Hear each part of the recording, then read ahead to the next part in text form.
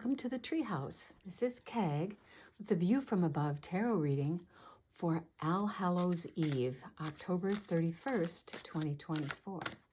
I thought it might be fun to use the Crow Tarot for today's reading, and so these cards are pretty big, and so I'll have to actually just continue to shuffle this way while we're talking about All Hallows Eve. So tonight is actually the last night of Lunasa in the Celtic world of seasons. And tomorrow begins Samhain, which is winter, and it runs from November 1st until the 31st of January. And so I'll put a link in here about the Celtic seasons if you want to know a little bit more about those. So All Hallows Eve was really a celebration in the Wiccan world and the Celtic world, where they believed that the veil between this world and the world beyond was really thin. And so you'll hear sometimes in the Celtic spirituality about thin places. And so that is where spirits are able to cross over and we into the spirit world fairly easily.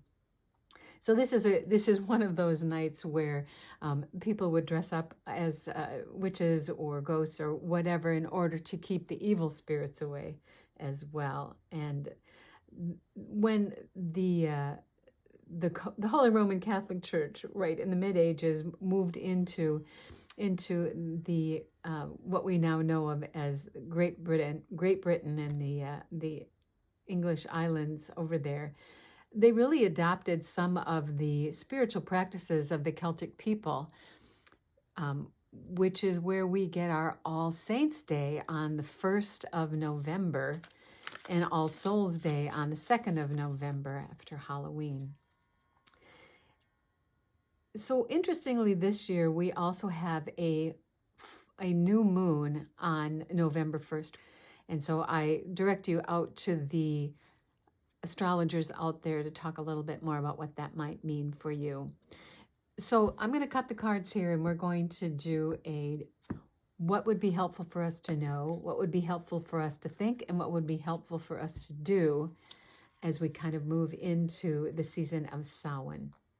And so here's what would be helpful for us to know. And this is, you can see the beautiful crows in these cards. This is the Nine of Cups, and that is the wish.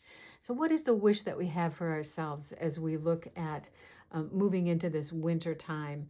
And winter time is really a time to go deep and to think about how we need to replenish ourselves after a huge year of all the things that are going on in our world. And so what is the wish that we have for ourselves going into winter? And we also have the Ten of Cups, and that is the reasonable happily ever after. That is the fulfillment of the wish. And so to know that our wishes can be granted in this next season, especially as we look to see what it is that fulfills us and to be grateful for what has happened up to this point. The harvest is in, right? That's what happens in the fall season. Also, we have the Two of Cups. So these are three cups in our no environment. And this is about our relationships and our healing in our relationships with others or healing with ourselves. But you can see the caduceus here on the staff coming down from the flying lion. But those are the two cups. And this is about our relationships. And so in the old days, we would sit around the fire and tell stories in the wintertime because it was cold. And now we sit around the television, or we spend time indoors with the people that we most love.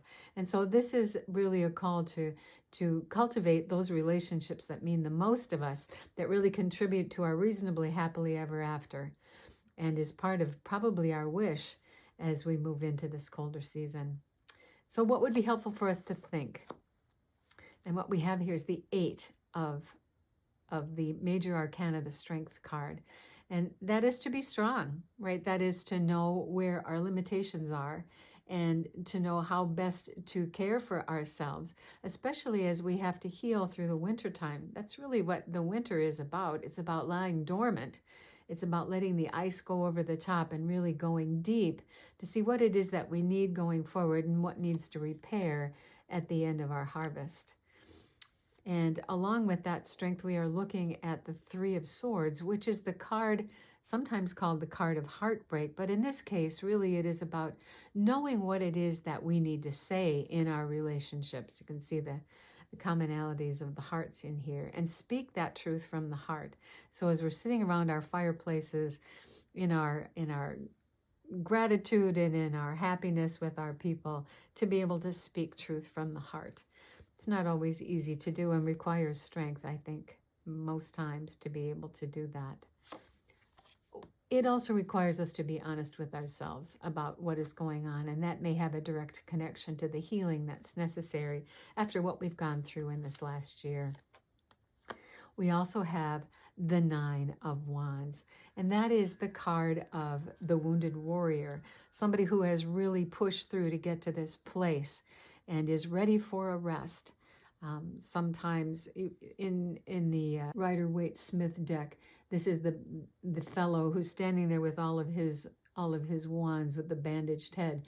He's wounded. He does need healing. So as we think about what we need to do here, we need to be strong. We need to speak from the heart, and we need to really recover from whatever the battle wounds have been leading up to this place, which really connects back to this knowing that we need some healing, and that healing coming from our interactions with other people as well as with our higher selves.